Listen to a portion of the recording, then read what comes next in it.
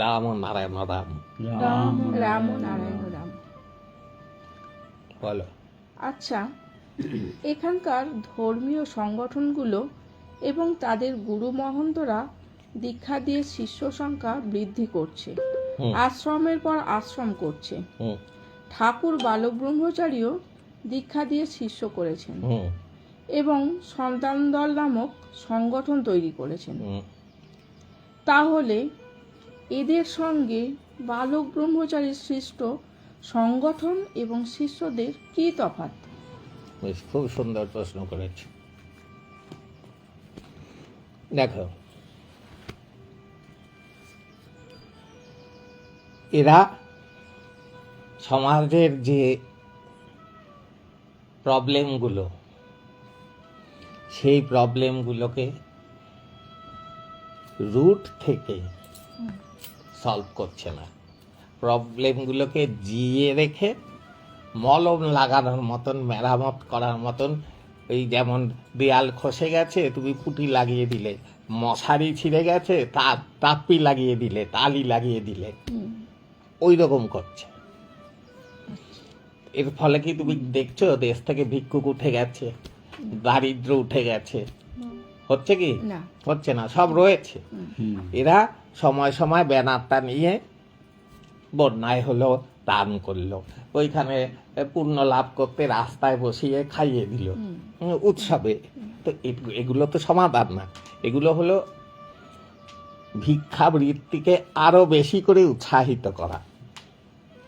তোমরা ভিক্ষুক আছো, থাকো, আমরা দান করব, তাতে আমাদের সংগঠনেরও নাম হবে, হ্যাঁ,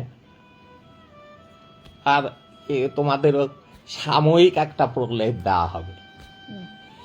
আজকালকার এখন এমনও ধর্মীয় সংগঠন আছে যারা টাকা পয়সার লোভ দেখিয়ে তাদের গ্রুপে লোককে টেনে দিচ্ছে। আর বালক ব্রহ্মচারী কি করছেন? তিনি প্রতিটা ঘরকে আশ্রম করার জন্য তার সন্তান বাহিনীকে লাগিয়ে দিয়েছে। এরা আশ্রম তৈরি করে সেখানে লোক নিয়ে এসে ওই সংসারটাকেই বড় করছে। কিন্তু এরা সন্ন্যাসী হচ্ছে না। তুমি ঘরে আছো, তুমি 4 জনের ঘর তোমার, তুমি বাজার করছো, এ করছো, তোমার হিসাব হচ্ছে 4 জনের, 500 চিনি, 500 মাছ, হ্যাঁ, 200 ডাল, 1 লিটার তেল। আর যে আশ্রম করলে 50 কেজি মাছ, 100 কেজি চাল, কি তাই না? 1 পেটি, 2 পেটি, 3 পেটি তেল, কিন্তু আরো বড় সংসার, তাই? লাভটা কি হলো? তুমি যে সংসার ত্যাগ করলে আরো বড় সংসারে গিয়ে পড়লে। তার থেকে ঠাকুর বলছেন প্রতিটি ঘরকে আশ্রম করো, যেখানে শ্রম দিয়ে আশ্রয় পাওয়া যাবে। এর জন্য কি করলেন? এই যে রাম নারায়ণ রাম, এই ধ্বনি দিয়ে বললেন তোরা তার দিকে দিকে ছড়িয়ে দাও। এটা হলো বিবেক জাগরণের মন্ত্র। সুরে দেখবে কুকুরকে ডাকে, কি ডাকে? আয় আয়, চু চু চু, তাই তো? বিড়ালকেও তাই, ঠিক কি না? তেমনি ডাকার একটা সুর হয়।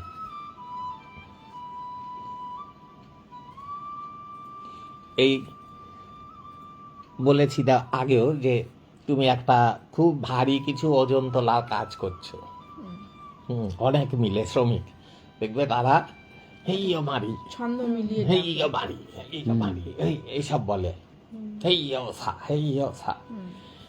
কেন বলে? ওই ধ্বনির শক্তি যোগায়।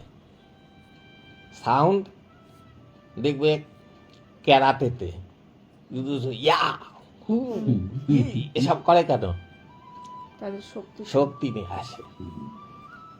তাহলে ধ্বনি থেকে সৃষ্টি, সেই ধ্বনির মধ্যেই শক্তি। এবার সেই ধ্বনিটাকেই মানুষের মনোবলের বৃদ্ধির জন্যে ঠাকুর দিয়েছে। বিবেকের জাগরণের জন্য দিয়েছেন, স্বাবলম্বী হওয়ার জন্য দিয়েছেন, ভগবানের পায়ে পড়ে থাকার জন্য দেননি, ভগবান হয়ে ওঠার জন্য দিয়েছেন। বুঝতে পারছো? এই জন্য তারা দান ধ্যান এসবে যায় না, কারণ ওটা সাময়িক প্রলেপ। ঠাকুর ইচ্ছা করলে কয়েকশো রকম বালক ব্রহ্মচারী স্কুল, কলেজ, হাসপাতাল করতে পারতেন, কারণ ঠাকুরের সময় আর কোনো গুরু ছিল না যার 10-15 কোটি শিষ্য। তিনি যদি চাইতেন যে তোরা 1 টাকা করে দিস, তাহলে কত টাকা হয়, 15 কোটি। তাহলে কত আশ্রম হয়ে যেত। তিনি একটি আশ্রমও করেননি।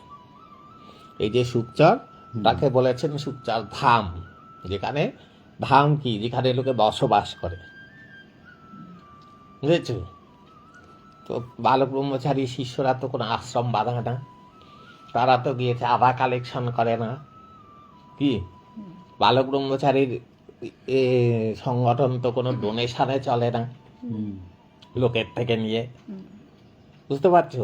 কারণ তার সংগঠন ঘরে ঘরে, তার সংগঠন একটা বিশেষ আশ্রম বা মন্দির বা ওইকে কেন্দ্র করে নয়। তিনি ঘরে বসে 2-4টে সাধু তৈরি না করে সারা পৃথিবীটাকেই আশ্রম বানাতে চাইছে। তিনি বলছেন বিশ্ব পরিবার। বুঝেছ? আর কি বলছেন, এটা বলেছি যে প্রতিমা পুজো মানে প্রতি ঘরে যে মা, তারই পূজা। মন যার দ্বারস্থ হয় তাহাই মন্দির। মন কার দ্বারস্থ হয়েছে? দেহের। দেহই মন্দির। দেহকে বলছেন রথ। এই যে তোমরা রথ টানছ, এই রথ বোঝানো হয়নি, বোঝানো হয়েছে দেহ, যার 7 ধাপ, মূলাপা, স্বাধিষ্ঠান, মণিপুর, অনাহত, বিশুদ্ধ, আজ্ঞা, সহস্রার। সেখানে সহস্রারে গিয়ে জগতের নাথ যিনি, তার সাথে মিলন, সেটাই জগন্নাথ। কি বুঝতে পারছো?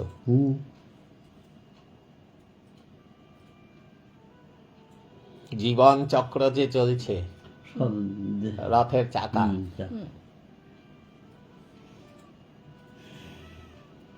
তাহলে তার শিষ্যদের কাজ কি? তার জন্য বলছেন তোমরা গ্রামে গঞ্জে, দাঁড়ে দাঁড়ে, বাড়িতে বাড়িতে চলে যাও, গিয়ে এই বেদের ধ্বনি শুনিয়ে দাও, নাম প্রচার করো। কিভাবে কি হবে হিসেব করতে হবে। বলছেন এই নাম, এই বেদের ধ্বনি, এর মাধ্যমেই দেওয়া হলো আশীর্বাদ। তোমরা এই ধ্বনি চতুর্দিকে ছড়িয়ে দাও, বিপ্লব আপনি গজিয়ে উঠবে। বুঝেছ? এই ধ্বনি শুনে শুনে ওই হেঁয়র মতন মন তখন শক্তি পাবে নিজের অজান্তে। বুঝতে পারলে? এটাই হলো তফাৎ, যে তারা ধর্মকে একটা জায়গার মধ্যে গণ্ডিবদ্ধ করে কিছু লোকের দ্বারা সেটাকে প্রতিষ্ঠা দিতে চাইছে। আর ঠাকুর ধর্ম সর্বত্র ছড়িয়ে দিতে বলছেন। কিভাবে? কারণ ধর্ম ছড়িয়েই আছে। ধর্ম কি হয়ে ছড়িয়ে আছে? প্রকৃতির নীতিতে। সর্বত্র ধর্ম এমনি প্রতিষ্ঠিত। ধর্ম মানুষের দ্বারা সৃষ্ট হতে পারে না। বুঝেছে? আচ্ছা, এই আশ্রম থেকে যে অনেকে আসে, যেরকম মহাদেবের শ্রীচরণে নিয়ে লাগে, ওটাকে সেবা লাগে, সেবা লাগে, বা হরি কীর্তন করতে করতে এসে বাড়ি বাড়ি যে ভিক্ষা করছে আশ্রম থেকে এসে, তো মন্দিরে তো মানে আশ্রমগুলোতে তো ডোনেশনও পায়, তো এরা মন্দিরেও পায়। হ্যাঁ, আলাদা করে আবার ভিক্ষাটা কি বোঝাতে চায়? ভিক্ষা করে কেন? শোনো, মন্দির যেগুলো প্রতিষ্ঠা পেয়ে গেছে সেখানে গিয়ে লোকে টাকা দেয়, আর যেগুলো প্রতিষ্ঠা পায়নি সেখান থেকে এসে লোকে টাকা দেয়।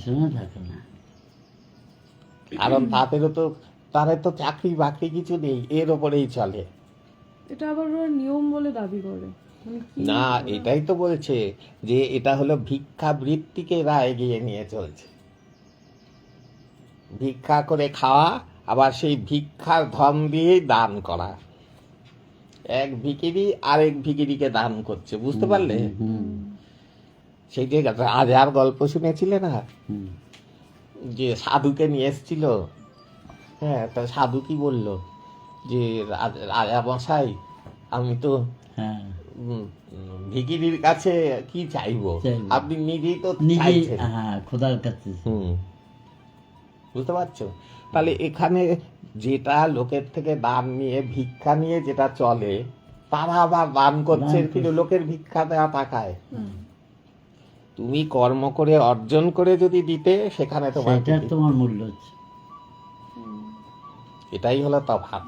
ঠাকুর কখনো ওইসব ফেস্টুন টানিয়ে, অমুক তমুক টানিয়ে এই করলাম, দান করলাম, এইসব করেননি। যা করবে, যদি করতেই হয় নীরবে করো, যার হাত বাড়িয়ে দাও, কিন্তু সেই হাত শুধু ওই চাল ডাল তেল নুনের হাত নয়। শ্রেষ্ঠ সেবা ওটা নয়, বলেছে শ্রেষ্ঠ সেবা হলো তত্ত্ব সেবা। অর্থাৎ তত্ত্ব মানে কি শুধু ভগবান আছেন, স্বর্গ আছে, গোলক আছে, এটা তত্ত্ব না। তত্ত্ব হলো যে প্রকৃতির যে নিয়ম নীতি, সেই অনুযায়ী আমি যে জন্মেছি সব অধিকার নিয়ে, আমি ভগবান হওয়ার বীজ নিয়ে জন্মেছি, আমার মধ্যে সর্বশক্তি আছে, আমি নিজে ফুটে উঠে আমি নিজের দায়িত্ব নিয়ে স্বাবলম্বী হয়ে চলতে পারি। এখানে ওখানে নাকে খত দিয়ে, কান মুলে পয়সা ছুঁড়ে, ব্রত উপবাস করে, যজ্ঞ করে আমাকে ভালো থাকতে হয় না। আমি নিজেই ভালো থাকতে পারি, কারণ প্রকৃতি সব দিয়েই রেখেছে। সেইটা কি করে পাওয়া যায়, এইটাই তত্ত্ব ঠাকুর বোঝাচ্ছে। নিজে কি করে ফুটে ওঠা যায় সর্বদিক দিয়ে, জ্ঞানের দিক দিয়ে, সমাজের দিক দিয়ে, বুঝতে পারছো? সত্যে, ন্যায়, মঙ্গলে, সুন্দরে, সাম্যে কিভাবে ফুটে ওঠা যায়, সেইটা যে নিয়ম নীতি, এটাই হলো তত্ত্ব। সেই তত্ত্ব তোমরা দিকে দিকে ছড়িয়ে দাও, যাতে মানুষ মানসিক, সামাজিক, দৈহিক সব দিক দিয়ে স্বাবলম্বী হতে পারে। প্রত্যেকে উঁচু নিচু বলে কিছু থাকবে না, প্রত্যেকে সমান অধিকার নিয়ে, যার যার কর্মের ধারা বিভিন্ন হতে পারে, কিন্তু সম্মান এক হবে। যার জন্য বলেছেন, বেদের যুগে যে কলম ধরতো আর যে ঝাড়ু দিত, তাদের এক আসন। বুঝতে পারলে? এখন কি তাই? না না, এখন গুরু হয়েছে, সেই গুরুকে নাকি ছোঁয়া যাবে না। তিনি পদ্ম পাতায় পা দিয়ে বসে, পদ্ম ফুলের উপর পা দিয়ে বসে থাকবে, আর শিষ্যরা দূর থেকে প্রণাম করে যাবে, আর ছুলে নাকি শিষ্যের পাপ চলে আসবে। তাহলে সে কি সমর্থ গুরু, যে শিষ্যের প্রণাম করার দায়িত্ব যে দিতে পারে না, সে আবার দীক্ষা দিয়ে তার উদ্ধারের পথ কি করবে? পথটা কি করবে? বুঝলে না? আর লোকেও তেমনি, তাদের বুঝিয়ে রেখেছে ওই রকম, তারাও ভাবছে বুঝি তাই। তো এটাই তাহলে বালক ব্রহ্মচারী মহারাজের শিক্ষার তফাৎ এটাই, যে তারা সবাইকে ভগবানের চরণতলে পড়ে থাকার শিক্ষা দিচ্ছে, নিজেদের চরণতলে পড়ে থাকার শিক্ষা দিচ্ছে। তোমাদের পাপ তমুক, এত জন্মের অপরাধ তমুক, এইভাবে তোমরা এই না করলে তোমাদের সে দোষ কাটবে না, এইসব। আর ঠাকুর বালক ব্রহ্মচারী বলছেন যে তোমরা এই স্বর্গে যাওয়ার না করে, সাধনা না করে, এই পৃথিবীকে স্বর্গ বানানোর চেষ্টা করো। আকাশের ভগবান দেবতা, তাকে টেনে না নামিয়ে টেনে নিজে ভগবান হয়ে ফুটে ওঠো। আচ্ছা, আর এই যে মানে সোশ্যাল মিডিয়াতে দেখছি, মানে বিভিন্ন জায়গায় নানা রকম বাবা বলছে, তো এরা মানে কোন সাহসে এরা উঠে আসে? মানে এরা কিছু কি মানে ইন্ডিকেশন পায় না কি হয়, মানে এদের কথা এত লাখ লাখ ফলোয়ার্স হয়ে যায়? শোনো, মেনলি মানুষ হলো দুর্বল চিত্ত। হ্যাঁ, তাদের কোনো সাধনা নেই, খোঁজ নেই, তারা ফোকটে কৃপা পেতে চায়। বুঝলে? মানে তারা কি বলবে? তারা লোকনাথ ব্রহ্মচারী বাবা খেপা, শ্রীরামকৃষ্ণ, তারপরে আরও যত গুরু আছে, ঠিক আছে, তো এদের কাছে গিয়ে বলবে যে ঠাকুর কৃপা করো, কষ্টটা আমি করব না, কিন্তু কৃপাটা নেব। কিন্তু তুমি কেন নিজে ভাবলে না যে ঠাকুরকে যদি সত্যি ভালোবাসো, এই দেবদেবতা মহান অবতার গুরুদের যদি ভালোবাসো, তাদের জীবনীটা ফলো করো, তাই না? লোকনাথ ব্রহ্মচারী মত যাও, পাহাড়ে গিয়ে বসো, দেহের চামড়া মোটা করে ফেলো, চোখের পাতা পড়ে না, এরকম ঠান্ডায় বসে এত বছর। শ্মশানে চলে যাও বামা খেপার মতন, থাকো, তা তো করবে না। তাহলে এই এই কৃপা কোনোদিনই পাওয়া যায় না। এই যে এরা ভাবছে আমি পুজো করেছি আমার মঙ্গল হয়েছে, পুজো না করলে আমার অকল্যাণ হবে, এটা পুজো করলেও হতো, না করলেও হবে, যেটা হওয়ার সেটা হবেই। এমন কোনো গুরু মহান সাধক নেই যে নিয়তির উপর উঠে কিছু করবে, বুঝেছ? প্রকৃতির ভার কোনো সাধকের ক্ষমতা নেই সেটা আটকায় মানে তো প্রকৃতি না। বলছি যদি আটকাতে যায় তার নিজের উপর পড়বে, তাকে নিজে সেই ফল ভোগ করতে হবে। ভোগ কোনোদিন বিলুপ্ত হয় না, ভোগ এদিক ওদিক ভাগ করে ছড়িয়ে দেওয়া যেতে পারে, নিজে নিয়ে নেওয়া যেতে পারে, কিন্তু বিনষ্ট হবে না, বুঝলে?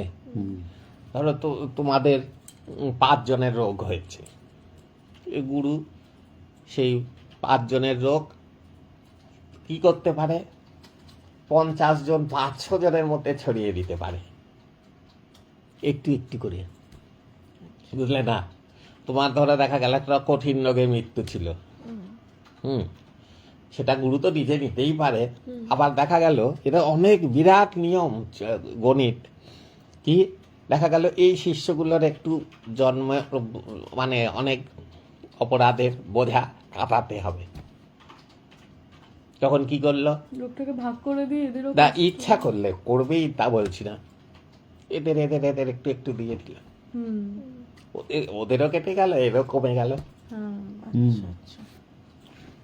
রোগ কমিয়ে দিল, কিন্তু তা বলে এর ভোগ অন্যদিকে হবে, কি বুঝলে? ওই যে বলছে ঠাকুর যে তুই এখানে বললি বাবা ওনাকে ভালো করে দাও, বলে হ্যাঁ তোর ছিল 10 মাত্রা, কি বলেছিল? 10 মাত্রা। ওখানে গিয়া দেখবি যে আরে 4 মাত্রা কম কেন, ওই যে তুই চাইছিলি ওরে ভালো করে দাদা, আমি না ভুল তোর করেছি। থেকেই নিছি। হ্যাঁ, আমি না ভুল করেছি, তুমি দিলে কেন? বুঝলে, তুমি যে ভালো চাইছো অন্যের, একে ভালো করে দাও, তোমার থেকে নিয়েই দেবে, নিয়ে দেবে। ওখানে গিয়ে দেখবে কম, ঠাকুরেরই বলা, আজই কখনো যাবে না। যার জন্য ঠাকুর এই যে রোগ টোগগুলো কেন, এই শিষ্যদের গুলো নিয়ে। আর এখানকার যারা গুরু তাদের তা তো ছুতেই দেয় না সে। না, তাদের এদের ছাড়া আগেকার যারা ছিল তারা এরা একটা দুটো ওরকম নিয়েই তাদের অনেক ফল ভুগতে হয়েছে। রামকৃষ্ণ,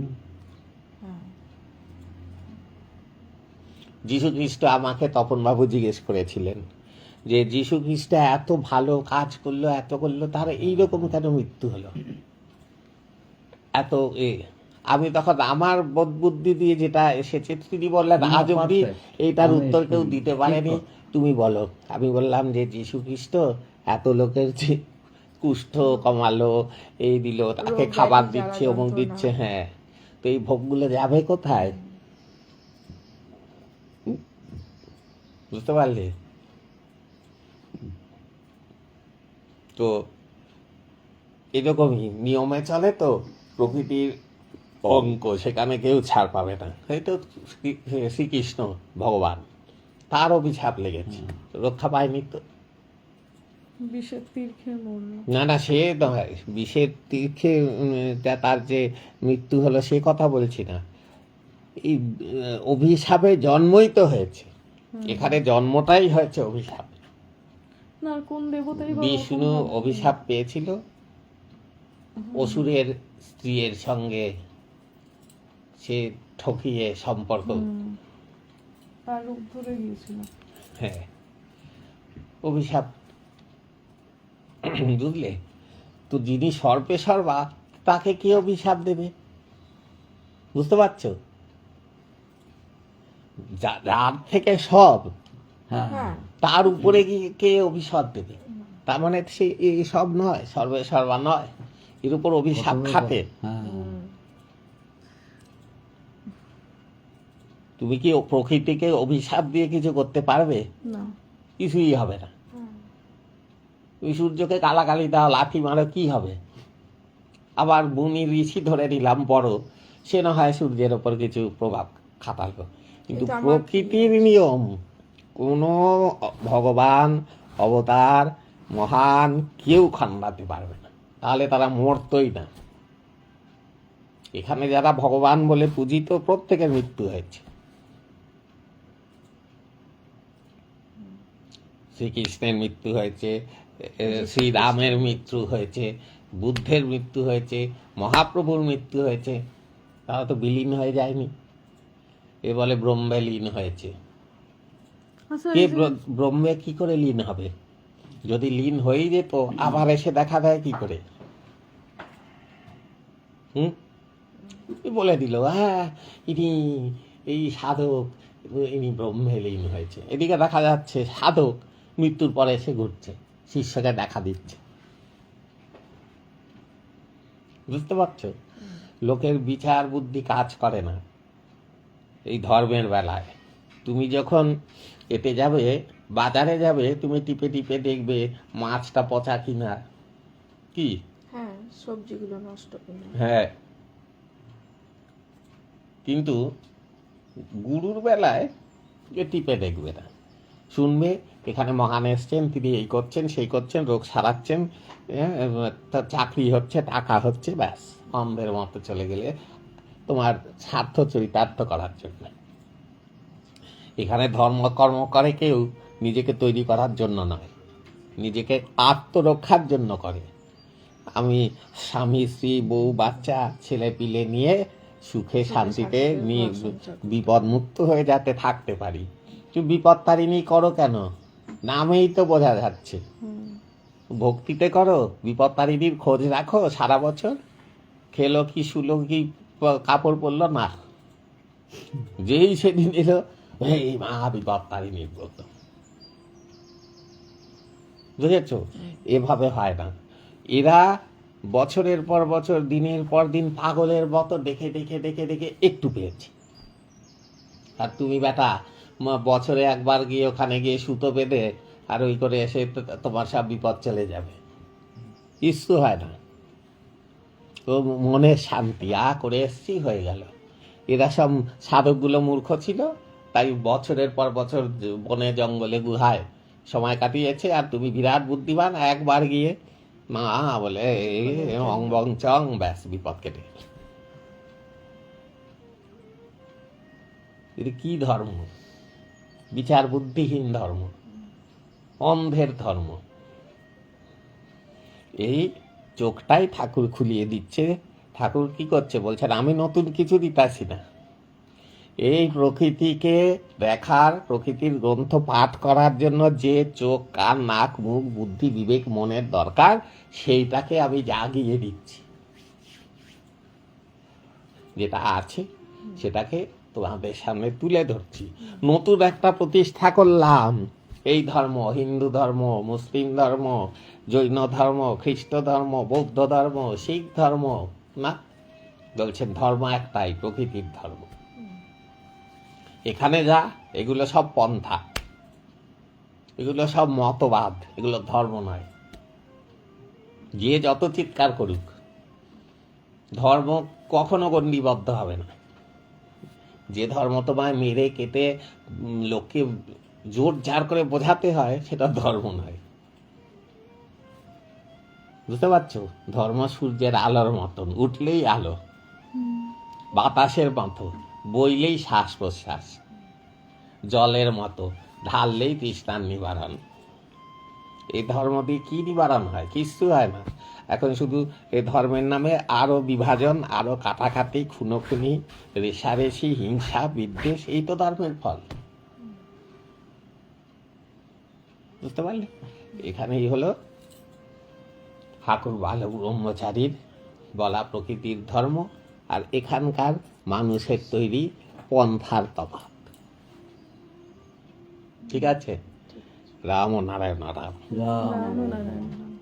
রাম